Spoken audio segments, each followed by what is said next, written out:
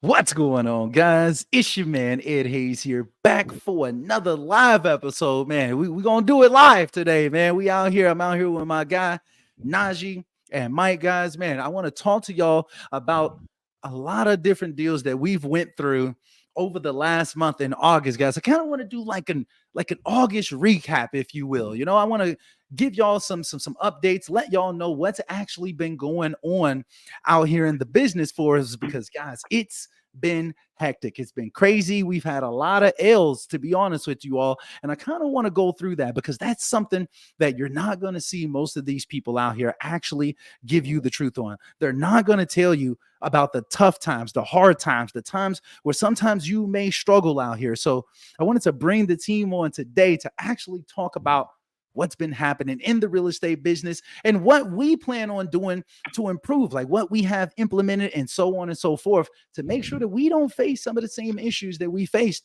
over this past month. So we're going to talk about it, guys. We're going to be transparent. Najee, Mike, what's going on, my guys? Let me go ahead and bring y'all in. What's happening? Peace, peace. How y'all doing? How y'all doing today? Hey, we out What's here in these going on? streets.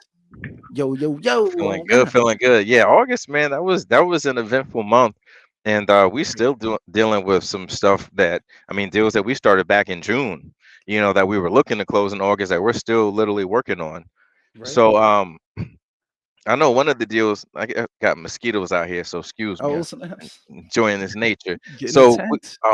we had one of the deals in Chicago where there was this lady. It was a probate situation where her father had passed away and her daughter, the woman inherited the property. Her daughter was living in the property with her children. She had her whole family in there. And the bank wants it now. And our position was like, hey, we'd like to save you from foreclosure. This is what we're going to do. And we were very transparent with her. We let her know, like, hey, we're not going to buy it. We're going to list it for you. So we got her to sign a listing agreement. We put it up, and very, very quickly we got an investor on the table. But this guy, you have to watch out for these people that have egos, because at the end of the day, we just want to make money. I don't care what your position is in the deal. At the end of the day, you're my partner. Whether you're the buyer or the seller, we're all partners here. And this guy, the only discrepancy was the title company. So Mike sent over all the agreements. I signed everything, and he sent over just a preliminary of like, hey, this is what our agreement looks like. Should you proceed to agree to this, we're going to send you the official through DocuSign. And Mhm. he prints it out. I signed it. He prints it out and crosses stuff out and changed terms and then submitted it to his attorney.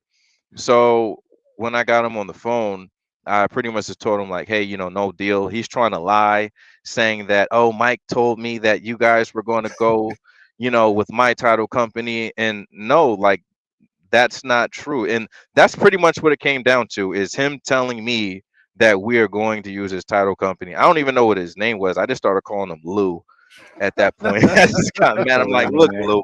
I'm like, look, Lou, we're not using that. And he's like, it's like a standoff. He's kind of like, yes, we are. I've already sent it to my attorney. They're pulling everything, and I essentially just got off the phone with him, and of course he didn't get the deal. But like weeks later, he's having his attorney send messages to our attorney, to our closing attorney, talking about he's canceling the deal. How are you canceling a deal you're not even involved in? So some of these people are childish. It's kind of like, I don't know, maybe he felt like it was a bad breakup and he wanted to send that last text message a few weeks later. But just stuff like that. You have to watch out for people that have ego, that are trying to come in and like bully you, trying to Mm. bully you.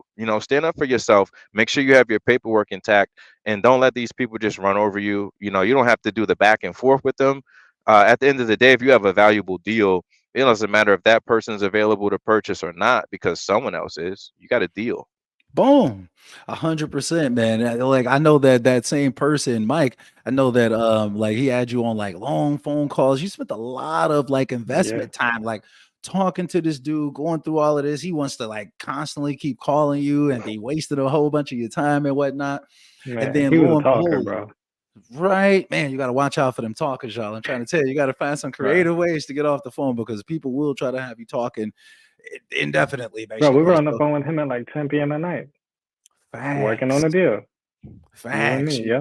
And then it's just that right, 100%. You're 100% right. And then on top of that, then he goes to go print out the agreement, and then is out here trying to Try and change. finesse. Come on, Like, man. come on, man. So like, that's one of the things that we had to deal with this month, y'all. And that's like not even like a portion of it or whatever. We That's just like barely getting nothing. started when it comes to the Chicago deal.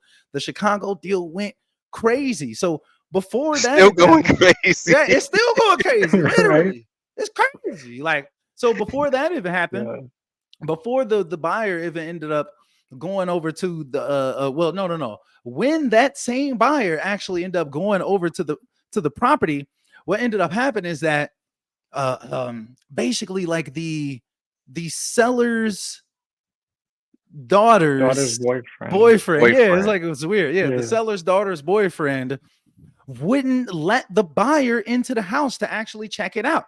Now, granted, it was some type of miscommunication, whatever it was or whatever, but lo and behold, like, I think they end up like, no, even the day before that, the seller ended up calling the police on the Right. on the Yeah. boyfriend or On, whatever. on the So boyfriend, right. that's crazy, right? So the day before that, they called the police on the boyfriend, and then on the day of, basically, on the day of, basically, the buyer goes over there, and the boyfriend is like, no, no, y'all can't come up in here. I don't know who the hell y'all are. Da da da da. And then Omar, like one of our people, calls over to the people over there. And then he's turning up on the Yeah. boyfriend and stuff like that. Then the buyer's like, oh well, you had this guy call and he was just going in on him. Da da da. Lo and behold, Omar actually made it happen. He got the person Right. actually into the property somehow, whatever. He got the buyer into the property.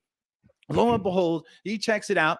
He's interested in it. We're like, okay, all right, we can make this stuff happen. But it's like such a shit show the entire time. This entire property has been a shit show the entire time. It's so much to even talk about on this deal or whatever. It's kind of hard to even talk about it because it's like so frustrating.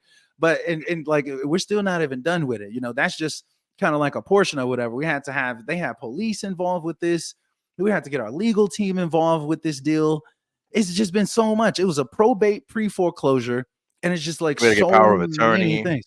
Power of attorney. What else? What else did we have to get? Power of attorney.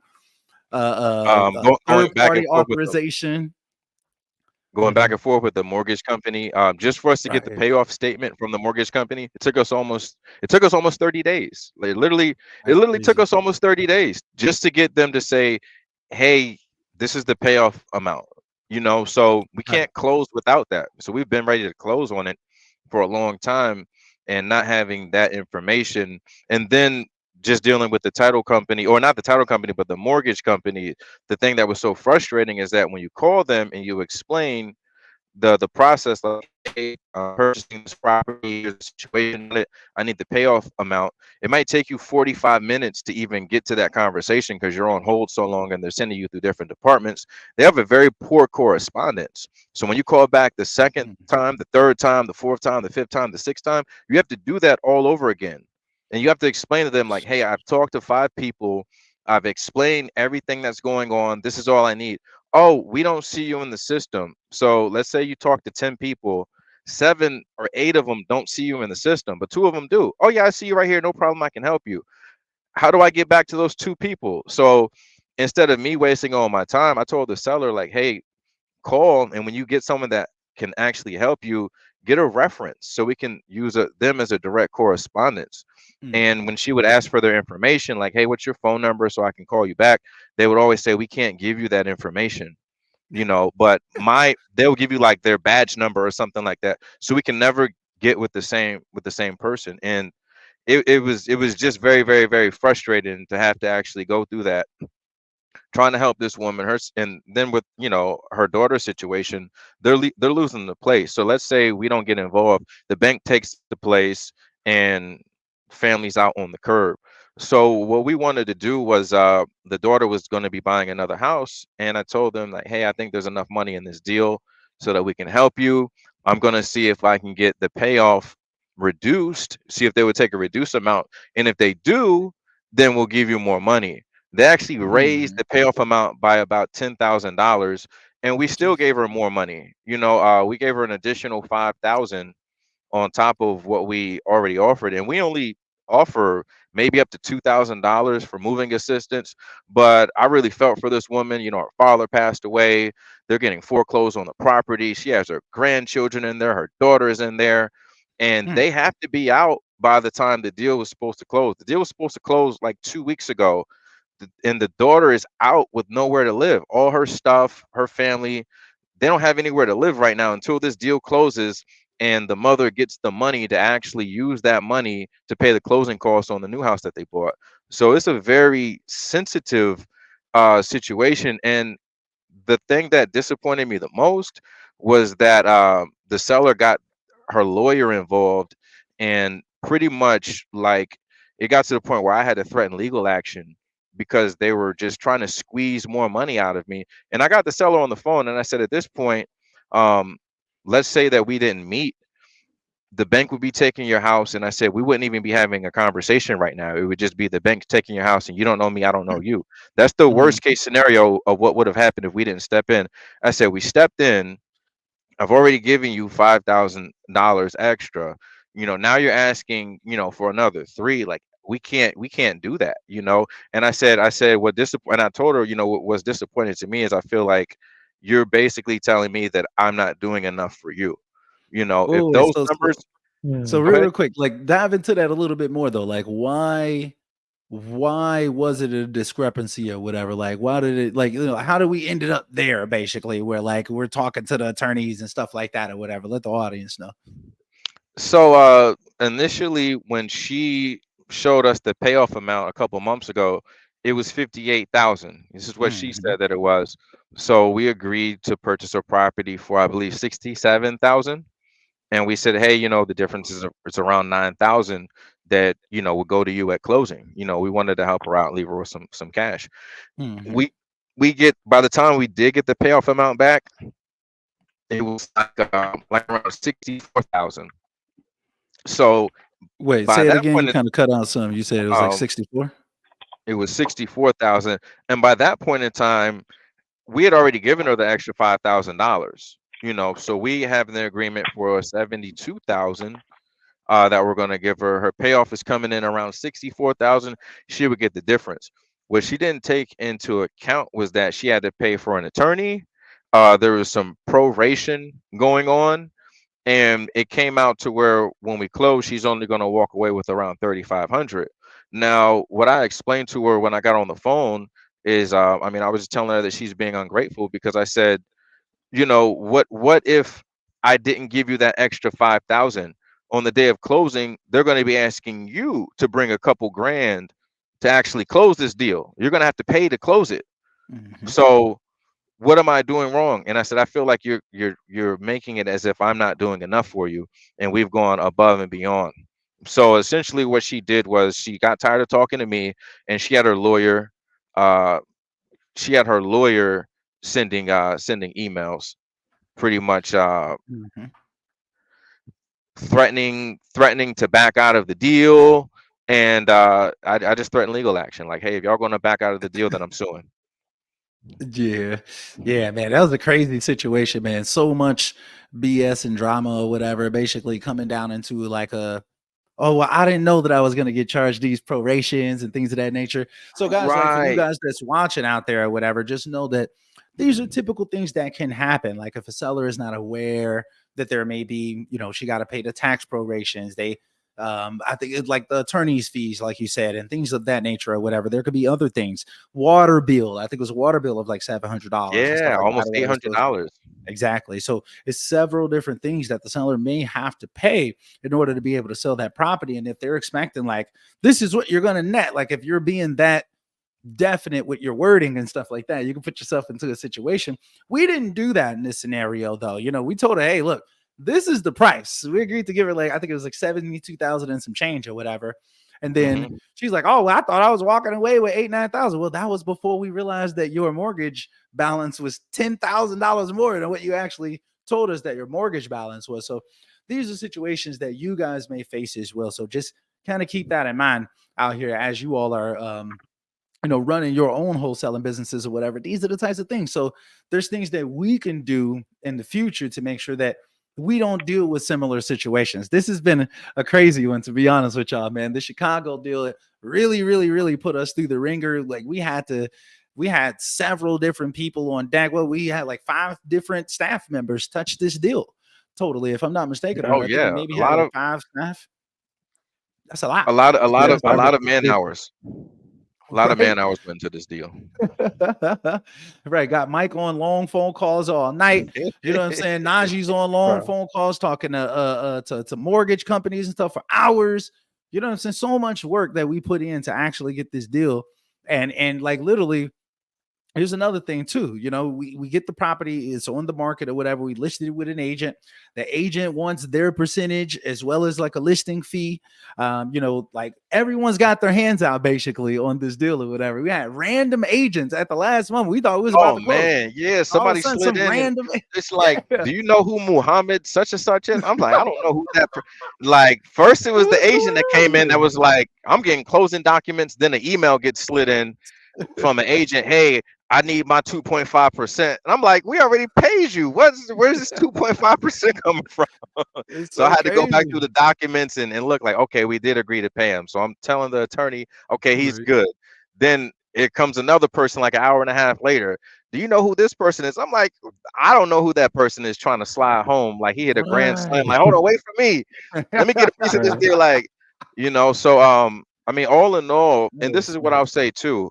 It's okay to help people because we really wanted to help this seller. But keep in mind, this is what's gonna happen as you offer a lot of help. Anywhere that they're falling short, they're not going to be grateful to you for the help that you did provide. It's going to turn into a situation to where you didn't do enough. You know what I mean? Yep. We gave this woman $5,000 to help her daughter pay her closing costs on another property. We didn't have to do that, and then she got her lawyer to try to twist our arm for another 3 grand, and we're paying her closing cost, and we're paying her $800 water bill. Crazy. We're Crazy. not we can't win for losing. So And just Yep. they keep just that in want mind. more and more and more. Yep, like you say, it's like the more that you help people, the more that they want more help. Basically, they're like, "Oh well, oh like, oh yeah, you've been helping me, you've been helping me, you've been helping me." Well, and then it comes down to the end, and it's like, keep help me more. That's all you're gonna help me. Like it becomes like an Right. ungrateful type of Yeah, situation. I don't like that type of energy, man. So that's another thing to keep in mind. Like I just said, like you don't want to be overly giving on these deals. You want to anchor low, and you want to anchor low in terms of like what you're going to be giving in general. I think that that's a good rule of thumb or whatever. Don't get me wrong, you want to help people, but you have to be able to kind of balance that out and not overly give and kind of screw yourself over. And then at the end of the day, like when you're about to close, then it's like this ungrateful feeling. You feel like you very getting very used and ungrateful. abused. You got Yeah, I don't like that. the daughter's boyfriend sending text messages to my phone. Like, He was going in. bro, That's He like, like, oh crazy. yeah, yeah, that's enough of these games. yeah, This like stops playtime is up. You today. better close today because they didn't have nowhere to stay. That was 2 weeks ago. Like, you would have got way further being nice to me. Like you telling me I need to close today. It's 2 weeks. I still didn't close. What are you gonna do? Be patient. We're trying to do everything we can to help you. We're actually giving you all thousands of dollars. And then I kept on Mhm. having to reiterate to them the reverse scenario is you don't know me, I don't know you. Bank comes and takes your house. Right. Boom. Now you got nothing. Exactly.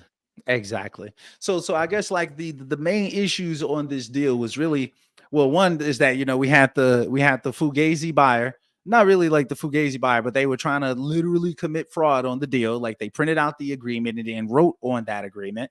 Number two, we had the squatters. We had to have police, not squatters. I mean, it's technically you know what I'm saying, the Right. granddaughter of the deceased person or whatever. But they were kind of living up in there, not paying money and stuff like it. All worked out. But like we had them up in there, the boyfriend wouldn't open up the door. Even once we got the listing, the boyfriend still wasn't opening up the door for the people that went to buy the property. It was just so much stuff or whatever. So I guess what I kind of want to do is like, okay, these are the problems. And then the solutions that we basically had to implement going forward or whatever for the Chicago deal. One was, going forward, like we're not going to be like overly giving too much on some of these deals or whatever. You know what I'm saying? We got to kind of calm that down a little bit. We try to go the extra mile. We're on phone calls with mortgage companies for hours to no avail. Like, this is too much. Like, this is becoming a job type stuff or whatever. So little things like that or whatever go a long way. Also, making sure that, you know, we're analyzing every single thing that comes through or whatever in terms of what the fees are going to be. Like, this is this novation that we're doing. This is basically a novation. We were able to put the property onto the market with the seller's permission. She agreed to everything or whatever. It was no shady business or anything like that or whatever. But on these novations, also keep in mind that you're going to get taxed. Like, you know what I'm saying? Between closing costs, title fees, agent fees, et cetera, et cetera, et cetera, et cetera. It was like 15, 20 different line items from the title company, or just like little random junk charges that they were charging us as well or whatever. A That added up to $50 thousands of dollars. email charge? Come on now. That's $50 wild. for an email? I've never seen that before in my life. And they had like Come on. 2 of them up there. And Come I'm on like, now. come on, like, Ridiculous. You get what I'm saying? and then then we probably had to pay they that go twice. through and read them one by one to make you feel more comfortable with it, like they're doing it with you. Okay, we're gonna go over these line items one by one. I'm like, what's that? Well, and on top of You're gonna pay that, off- they ended up writing it up as like an assignment. Although from day one we told them it's going to be a double close.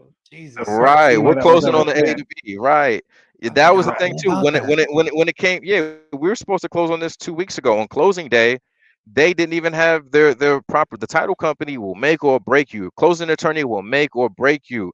In Literally. all actuality, you're supposed to be getting these closing documents like days before. Like, contact me 5 days before and let me know, like, hey Najee, this is what's missing on this file. We got closing coming up in a week. Don't come Right. on Monday and then say, oh, well, we need your seller to submit this document, and then tell me, Mhm. because y'all know y'all messed up. Then you want to tell me this one's going to have to be an assignment. We didn't submit an No. assignment contract. So you telling Right. me that it has to be an assignment, you know it's not supposed to. No, I don't even want Right. to talk to you anymore. Go get your boss. Right. Straight up. Go get your boss This is a big problem. Like, and fix your mistake. And then it took them like a week to get the title work back. So yep. dealing with Yep. that, and the house is vacant. So you got, you know, this woman and her family are now out. I don't know where they are. A U-Haul full of stuff, waiting for this deal to It's close. tragic. You know, Yeah. Sorry. boyfriend telling me I need to hurry up and close on the deal. You know Oh, what I mean? snaps. We didn't, Broke hey, we boy didn't give him 9,000. we didn't give him a Oh, nickname. whoops. Oh, snaps. Yeah, that's terrible, man. I mean, but that's the type of stuff that y'all got to deal with on these deals. That's why I wanted to make this video so y'all can kind of get, you know what I'm saying? Just kind of understand like what it actually takes, like the stuff that you actually go through when you're running a wholesaling business. Most of the things that you're going to see online is going to be like, hey, man, everything is peaches and cream, man. Hey, we out here winning, da da da da. Right. Da. No Yeah, struggles, no anything. Everything is just perfect. It's cap. Like, it's always issues, it's always problems. It's never going to be perfect. And if people are telling you that it are, trust me, they're lying to you. I want to be one Mhm. of the real people. I want us to be on here like, hey, look, we just gonna keep it real with y'all. You know what I'm saying? Like, hey, look, August was a shit show. I'm gonna be honest, and that's what we got. This is just the first deal. We've been 23 minutes recording already. You know what I'm saying? So I want to There's a get into some lot of these more to other cover. deals as well, right? It's just so many more. yeah. And make sure that y'all stay tuned into the end. We're gonna tell y'all how we basically got finessed out of $40,000 from a couple Pace Mortgage students, basically. Like, I don't even Still want to go hurts. into it I ain't like gonna that. lie. Hey, you know, it's crazy, Still but hurts. make sure that y'all stay tuned into the end because I want to really deep dive that as well, man. That was a tragic scenario or whatever where we basically got snakes in the grass out here. And it's things that we can learn from that scenario as well. So I definitely want to deep dive those as well. So I think that that's about it for the Justine scenario. We can literally talk about it for like hours and stuff. And Oh we've man. deep dove these deals for so long, but I just kind of want to give y'all kind of like some cliff notes. Like, this is how it is when you're actually out here running a real life wholesaling business. It's not always going to be easy. It's going to be adversity. It's going to be challenges. But you got to be real. And I just like to be transparent and let y'all know what it really, really is or whatever. I don't want to be out here capping. Right. I told y'all in 2023, I'm not making a whole bunch of how-to videos, not that many. I'm basically just showing y'all what it real life is and just giving y'all that back end content or whatever. So that's exactly what this is. So